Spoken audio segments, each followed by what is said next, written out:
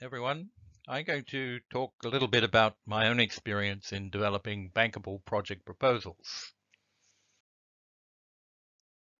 I have nearly 50 years coming up next year in preparing and implementing development projects, including 15 years in the Asian Development Bank in Manila. My experience covers nearly all of the Asia and Pacific developing countries. And it has to be said that I've witnessed the best and the worst in project proposals in that time. This presentation will focus mainly on the Green Climate Fund, although the same issues apply to nearly all donors. It's also based on multiple training courses where officials across dozens of countries have been trained on preparing project proposals, often by requiring them to understand and begin to fill out the GCF concept note templates. Every funding agency has its own format or template. So the first thing to do is to understand the format that you're required to fill in and really understand why the funding agency actually wants this information. One of the best ways to understand the way the format or template is interpreted and assessed by the funding agency is to review a number of approved projects until you get a feel for exactly what it is they're looking for. And if you have still some uncertainty, then the help desk or other agency focal point is usually ready to assist. Now for the Green Climate Fund, it has a very detailed concept note template which you need to look at and understand. It has a number of sections, and the first of these is a project or program summary, in which there are several questions that need to be filled in. It's important to understand that each of these boxes needs to be filled in and no gaps left. Note also that under A19, the project or program rationale, objectives and approach, there is meant to be a maximum of 100 words, and trying to describe your project or program in 100 words is one hell of a challenge. The second section gives you a little more room to move. There is a maximum of 8 pages for section B, and this includes the context and baseline for the project, where you describe the climate vulnerabilities and impacts, or essentially the climate problem that you're trying to solve, and indicate how that project fits in with the country's national priorities and the extent to which they demonstrate full ownership of the concept. Then under B2, there is a 3-page section on describing the project. And this should draw from your logical framework, which should be developed prior to filling out these sections. And then B3 is the expected project results and how they align with the GCF investment criteria. And again, that's a maximum of 3 pages. Then a description of how you've engaged with the national designated authority, the relevant accredited entity, and other stakeholders in the country.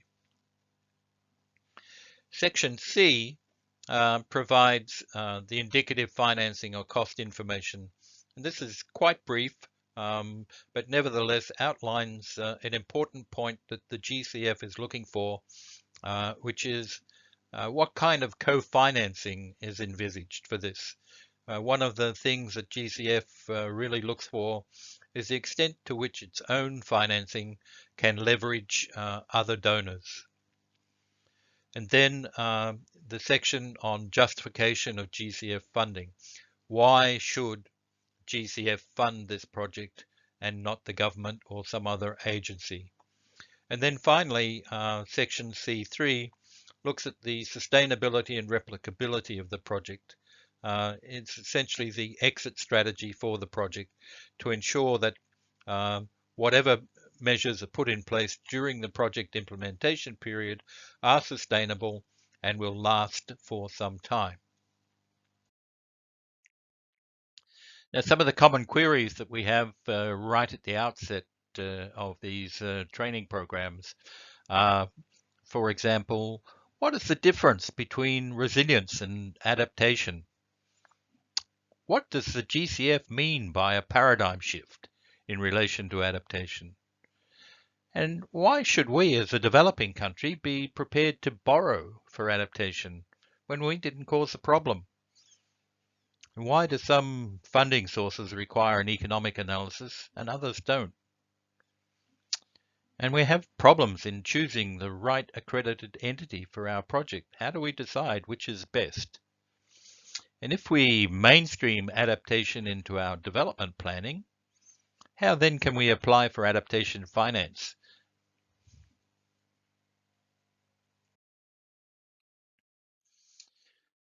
In relation to the difference between resilience and adaptation, adaptation involves actions taken to counteract new or changing environmental challenges and reduce the vulnerability of human systems to the effects of climate change.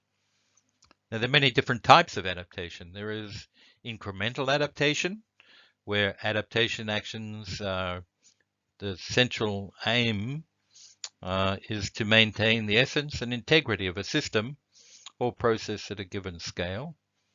Transformational adaptation is adaptation that changes the fundamental attributes of an economic or other system in response to climate and its effects. Autonomous adaptation is where adaptation is in response to the experienced climate and its effects without planning explicitly or consciously focusing on addressing climate change. This is also sometimes called spontaneous adaptation, and quite often seen in the private sector. Evolutionary adaptation is a rarer form of adaptation, and this is for a population or species where there are a change in functional characteristics as a result of selection acting on heritable traits. And the rate of evolutionary adaptation depends on factors such as the strength of selection, generation turnover time, and the degree of outcrossing as opposed to inbreeding.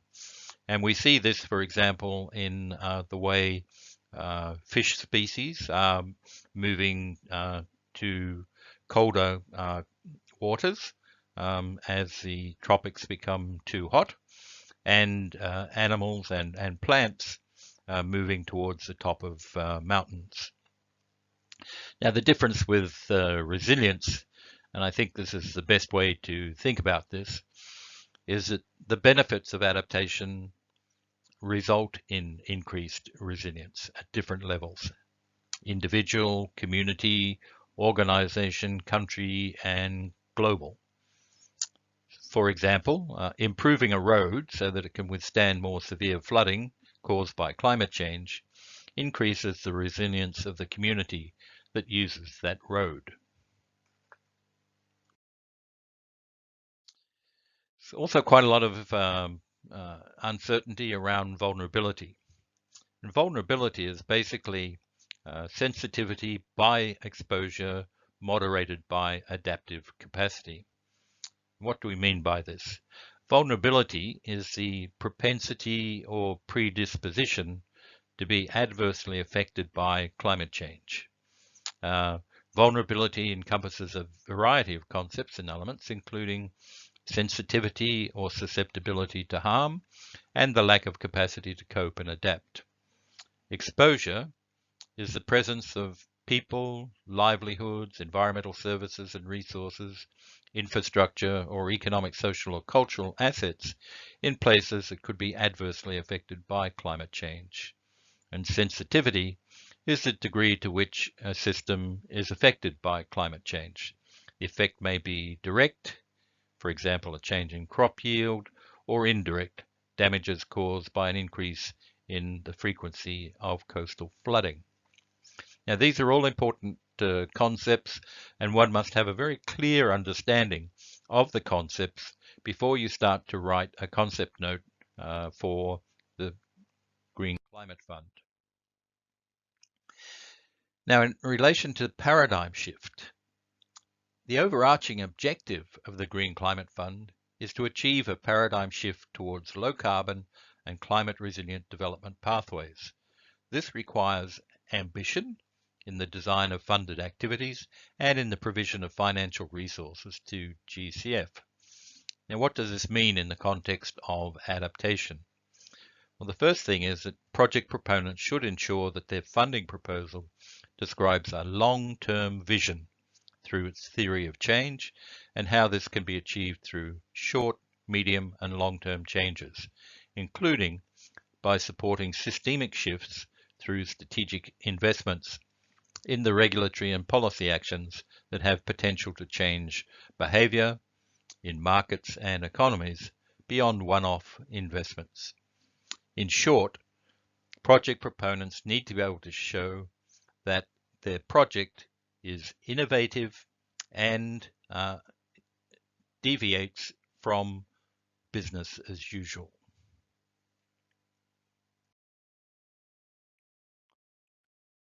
The other area of uncertainty as you begin to write your project concepts is what is the difference between development or climate change adaptation, as many of the things that get incorporated into adaptation projects could also be funded through bilateral or multilateral development finance. For example, rehabilitation of degraded land. Before climate change came along, there was lots of funding available for rehabilitating degraded land through bilateral or multilateral development sources. Similarly, for water resource infrastructure, there's lots of dam building and irrigation systems being built long before climate change was an issue. So the really important thing in all of these areas where there is some uncertainty about whether it is a development issue or a climate change issue is to demonstrate what the actual impact of climate change will be on the system that you're looking at, and to make a case that this is not development as usual. This is development in the context of climate change. To me, adaptation is simply development done properly, understanding the future impacts of climate change.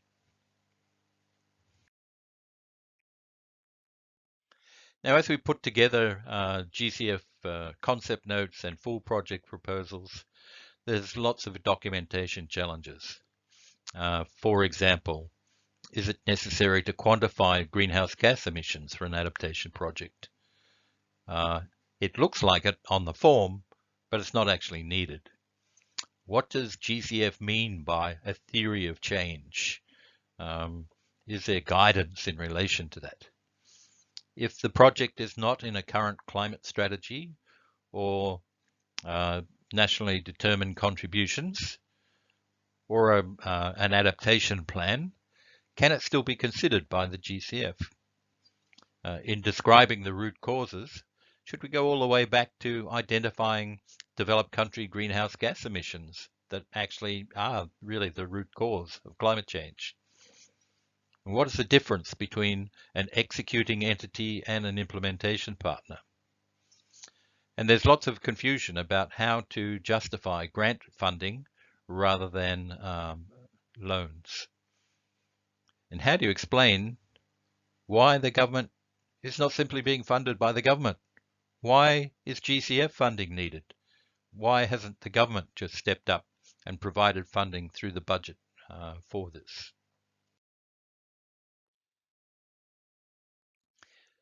So I don't have a lot of time to go into the details of the difference between the theory of change and the logical framework.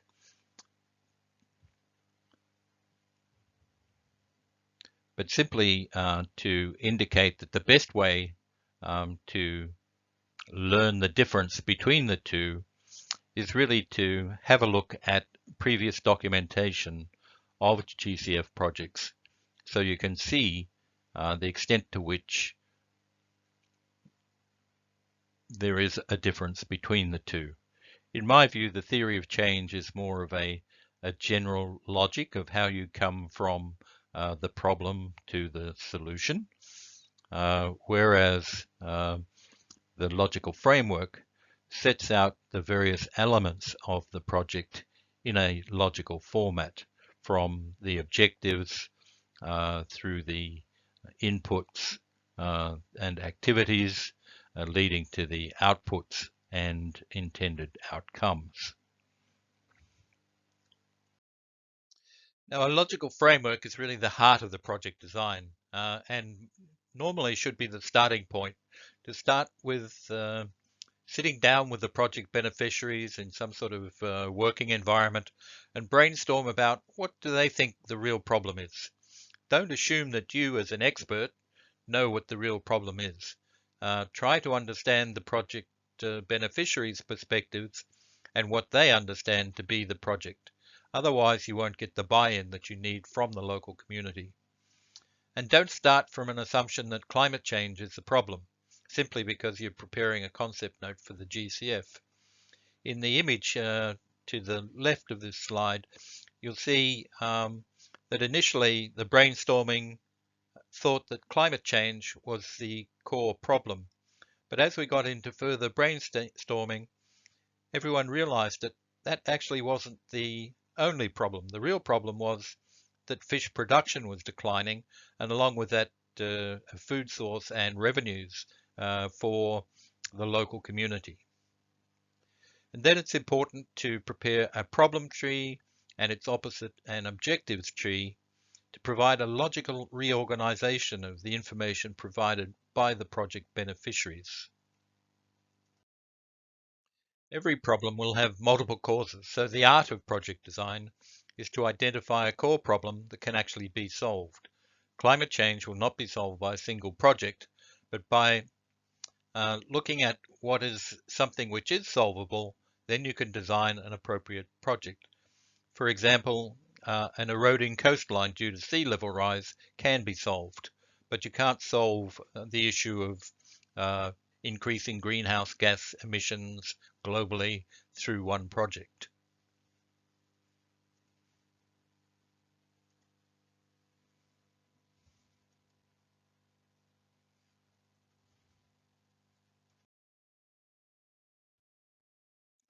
The logical framework format varies from organization to organization. Sometimes it's called the project framework, or a shorthand log frame, or project decision matrix, or results framework, or design and monitoring framework.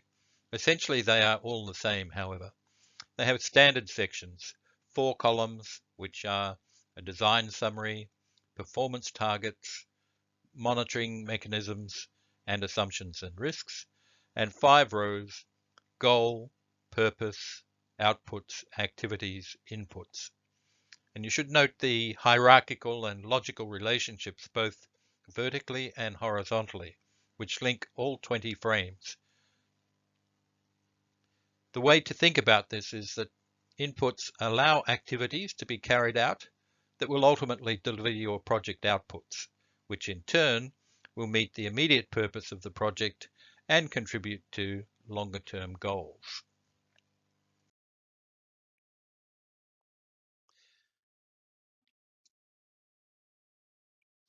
And the way to think about the logical framework is that you need certain resources and inputs to operate your program.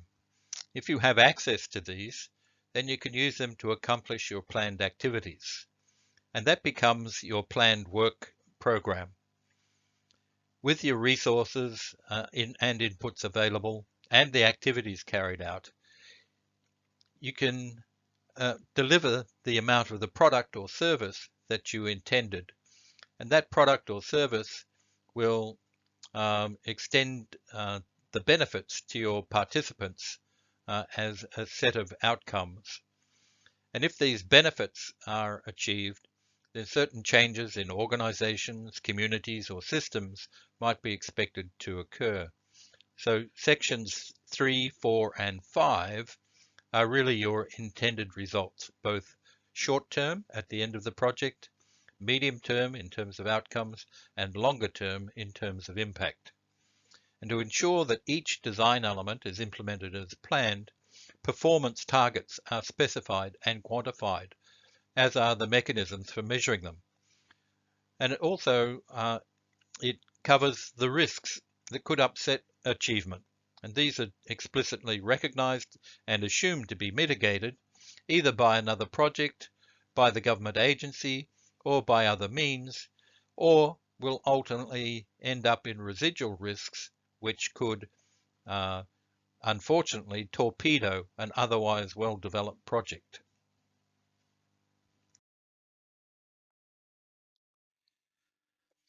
A very important section of the GCF's mandate is in relation to environmental and social safeguards. GCF expects all projects to be screened for the following environmental and social standards: a number of principles in relation to human rights, gender equality, child protection, climate change, biodiversity and ecosystem services, and waste management. And then a range of safeguards, not all of which are triggered under all projects. Typically, Safeguard 1, assessment and management of the environmental and social risks and impacts, and Safeguard 2, stakeholder engagement and information disclosure, are always required as part of the environmental and social safeguards. Safeguards 3 through 9 may be triggered under certain circumstances and are not triggered by all projects.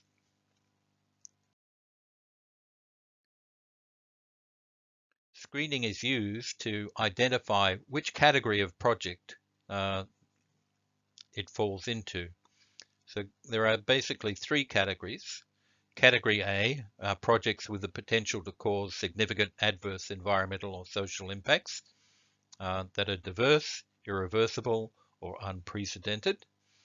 Category B are projects with the potential to cause limited adverse environmental and or social impacts that are relatively few in number, generally site-specific, largely reversible, and readily addressed through mitigation measures. Projects that include activities with minimal or no risks of adverse environmental and social consequences are categorized as Category C.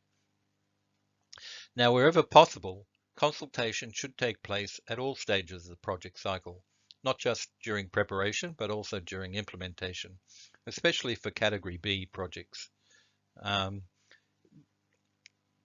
Most of the accredited entities will not be actually authorized to carry out Category A, and therefore choice of accredited entity also becomes quite important in terms of any Category A project.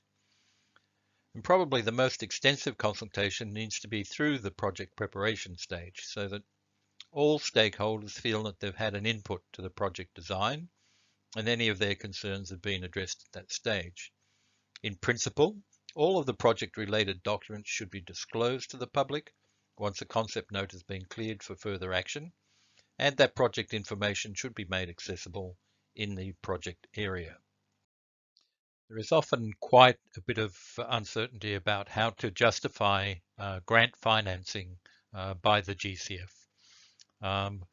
When you look at a number of projects that have very high economic net present values, and typically under a multilateral development bank, these would be high enough to justify a concessional loan. This is one example that I've seen from Ethiopia, where the internal rate of return was 20%, much higher than the normal trigger rate for a concessional loan. And that economic rate of return stays quite high, even with the sensitivity testing conducted by the economist. However, the justification was that Ethiopia is a least developed country with limited resources available to devote to climate change adaptation, and therefore the concessionality that the GCF provides is fully justified. This is something which is commonly accepted by the GCF, and so one should not be afraid to put forward a project that actually has a high economic rate of return. So far, we have looked at how we can learn from success and look at projects that have been approved by the Green Climate Fund and learn from those. However, we can also learn quite a lot from the mistakes that we and others have made, as well as our successes.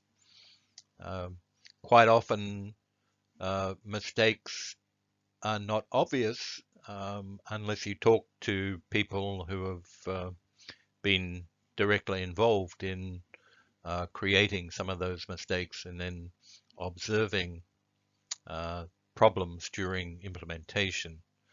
And these are some of the common mistakes that I've observed in GCF projects that I've been involved in helping to put together. The first of these is there's no logic in the narrative to the concept note.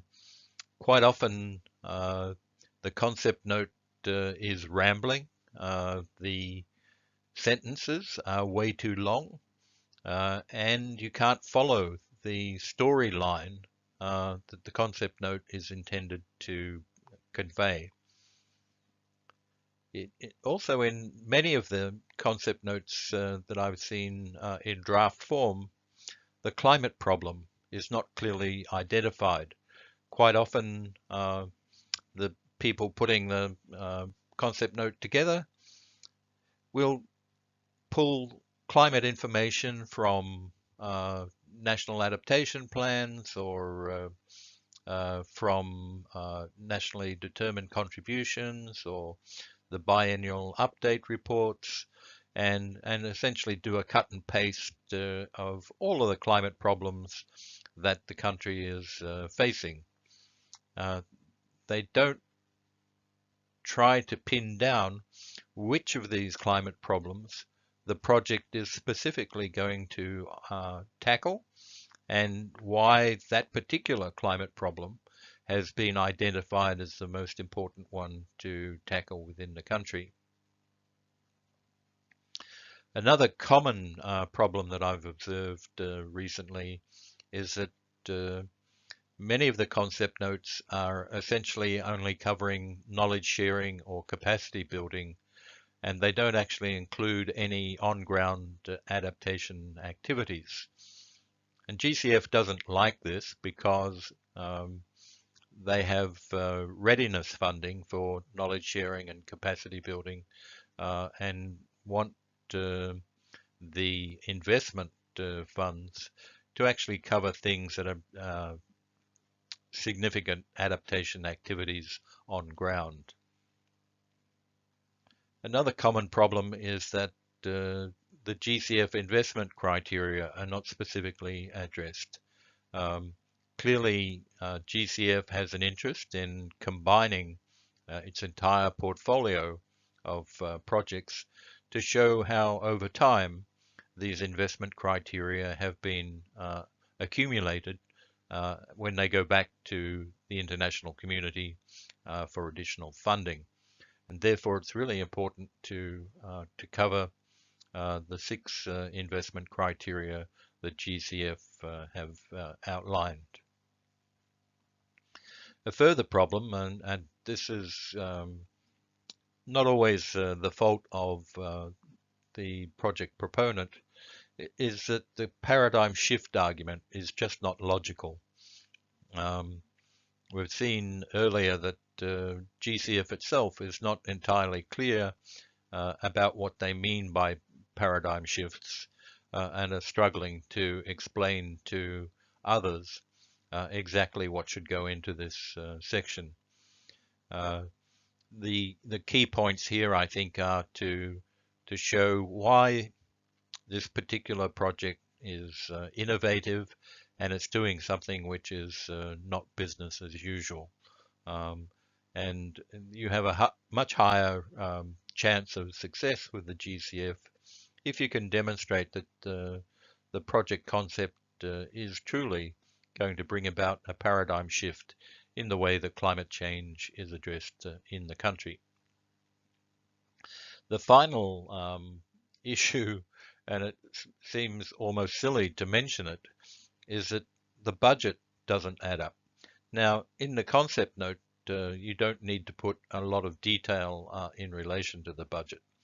But if you put some numbers in there that simply don't add up, don't sum up to the total, then the whole argument for the concept note is brought into some doubt. And then finally, I would say that many of the concept notes are really just cutting and pasting from other concept notes and not very original in the way they put things together. And so be very, very careful about getting out the cut and paste facility and simply putting in material which GCF has already seen. And if they see that you have simply cut and paste from another concept, then it's not likely to be accepted.